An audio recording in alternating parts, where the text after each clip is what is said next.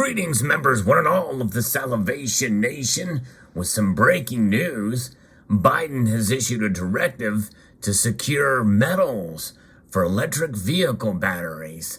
Let's explore.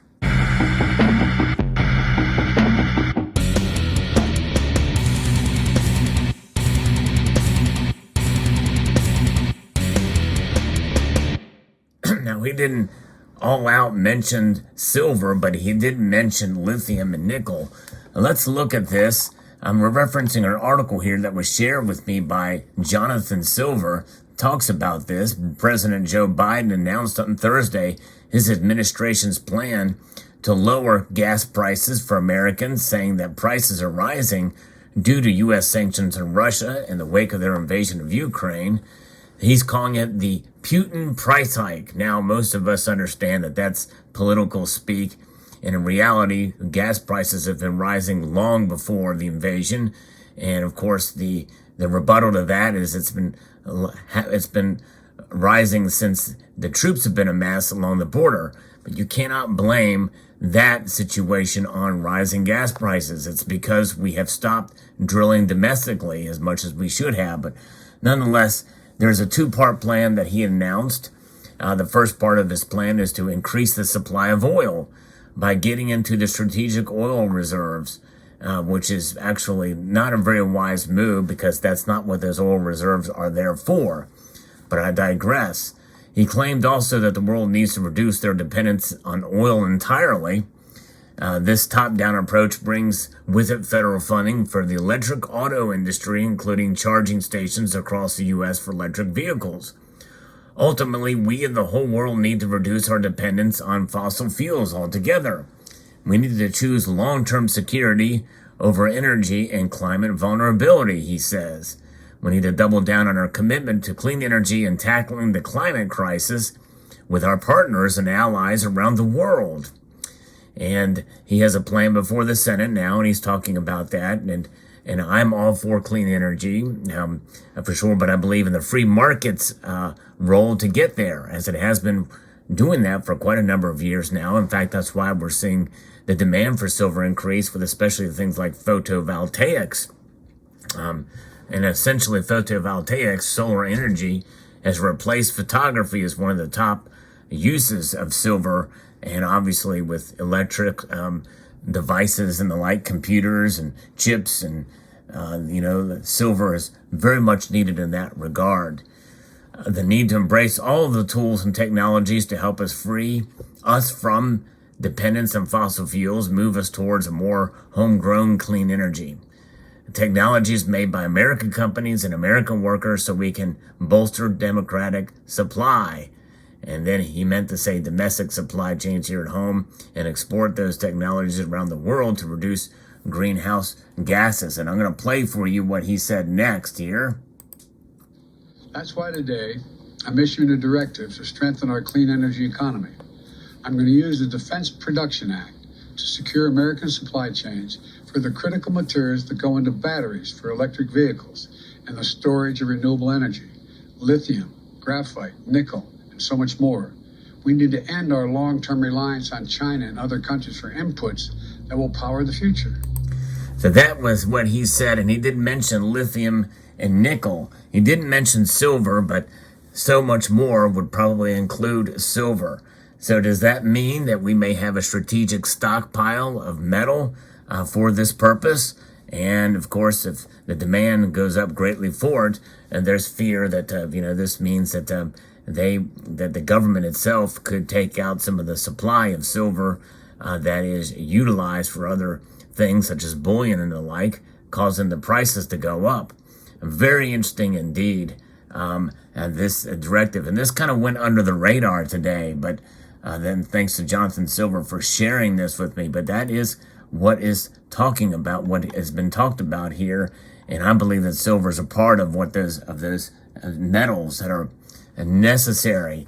Now, obviously, there is silver mining that is occurring in areas of the world that are not affected by the Ukraine crisis. So it may not be one of the metals included in this list. But by and large, silver mining in places like Nevada, I think are something that could be ramped up for domestic and not rely on other countries for this purpose alone, which means it would need to be an increase in exploration in country for those types of things. Very interesting indeed. He says we need to end our long-term reliance on China. And it says building a made-in-America clean energy future will help safeguard our national security and will help us tackle climate change. Of course, people have different views on climate change. I think we all agree that we need to be good stewards of our environment. But nonetheless, the ramifications of this, especially with regard to the metals that are being mentioned and inferred in this Defense Production Act, and he's utilizing that in this directive. Now, a directive is different than an executive order. It's not as official, so to speak, and of course it can be reversed at any time. But nonetheless, I don't know how long this will last or what will it entail, but my guess is it could possibly lead to strategic stockpiles of some of these metals, especially if there are metals that are largely sourced in Eastern Europe or Russia, especially. And nickel, for instance, has skyrocketed in price, and but nonetheless, silver is a metal that very well could be affected by this, even if not directly, because these metals obviously are utilized more and more each time, and with this push that Biden is doing towards green energy and centrally controlled aspects of it, mandates and the like of clean energy solutions, it's going to involve more silver, which means the prices are going to go up for the metal in time. And it'll be very interesting to see how this plays out. And, it's one of those things where a speech can be given and the words used in that speech could have inference or a directive towards a metal or a commodity. And obviously things like lithium are greatly affected now, graphite, we have nickel, but also copper too. And copper is quite valuable in electric vehicles.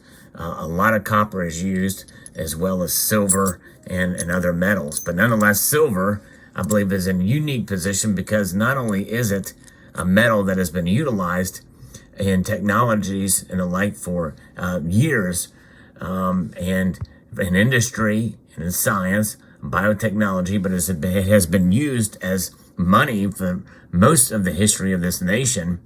In fact, here we can see a quarter that was minted in 1960, and it's 90%, and silver was actually used in transactions. So it is a monetary metal, even though it's not used as a currency these days. It is a metal that certainly, I think, will play a role in that regard. And who knows, if we do get to a situation where our currency is, reformed or reset, and that's where things are going, then it could be that the government may hold a stockpile of silver in a sense to kind of protect itself, and kind of like a little gold reserve. Now, I don't know what the possibilities and the practicality of that kind of situation could be or mean, but a diversification tool. But the fact that this directive has mentioned something in this regard that could and more likely will lead to some sort of storage of silver for the uses in this regard, because silver demand is going to increase in the coming years with all of the demand and the push for clean energy.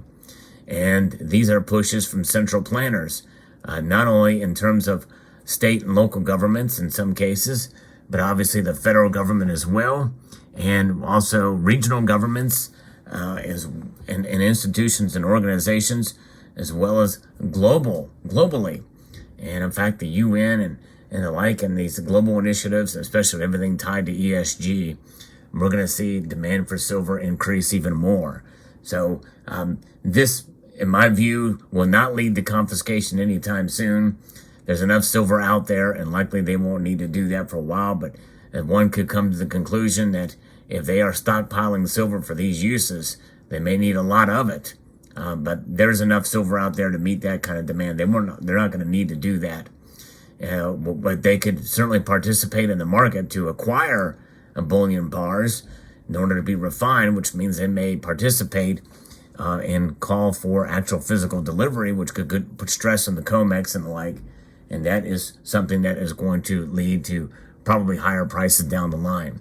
So there you go. Let me know what your thoughts are. I'd like to extend a multitude of gratitude to you all for taking the time to watch.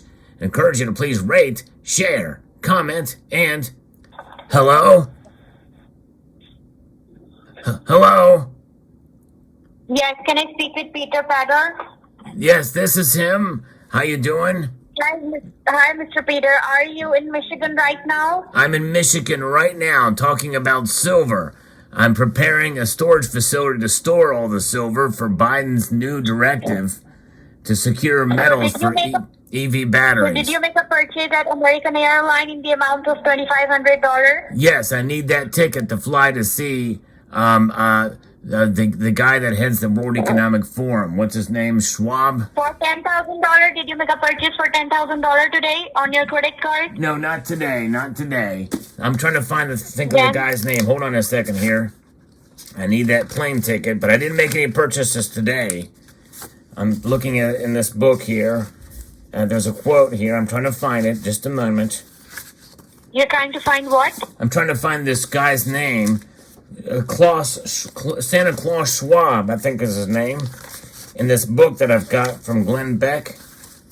And there's a quote on it, and I'm trying to find it. Bear with me. Here it is.